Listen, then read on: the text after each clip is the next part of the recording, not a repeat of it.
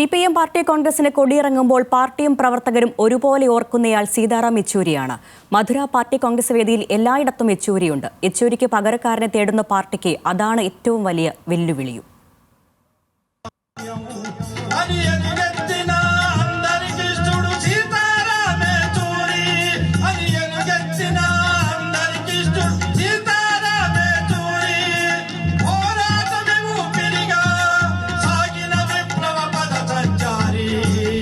സഖാക്കളുടെ സീത, അലസ സൗന്ദര്യത്തിന്റെ അനായാസത കൊണ്ട് ഹൃദയം കീഴടക്കിയ തോഴ്, സൗമ്യതയിലും പ്രത്യയശാസ്ത്ര തെളിച്ചം കൊണ്ടും വിസ്മയിപ്പിച്ച കോമ്രേഡ് യെച്ചൂരി.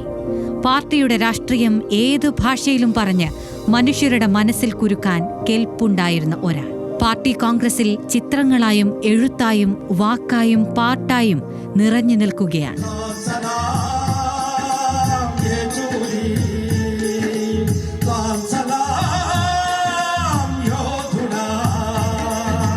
യെച്ചൂരിയുടെ അകാല വിയോഗം പാർട്ടിക്ക് എത്ര വലിയ നഷ്ടമാണെന്ന് ഓരോരുത്തരുടെയും വാക്കുകളിലുണ്ട്.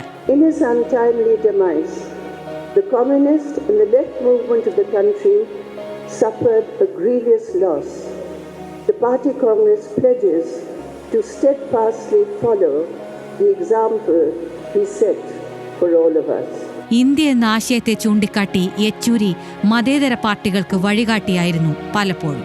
അതുകൊണ്ടാണ് അദ്ദേഹത്തിന്റെ അഭാവം പലരുടെയും ഹൃദയം മുറിക്കുന്നത്. மாநாட்டினுடைய நினைவாக தோழர் சீதாராம் யெச்சூரியுடைய பெயரை சூட்டியிருக்கிறது பார்த்தப்போ என் நெஞ்சம் கிணத்தது. சமத்துவ சிந்தனையோடு சமூக நீதி சிந்தனையை இணைச்சவர், மதவாத கருத்துக்களையும் மூட நம்பிக்கையும் கடுமையாக எதிர்த்தவர்.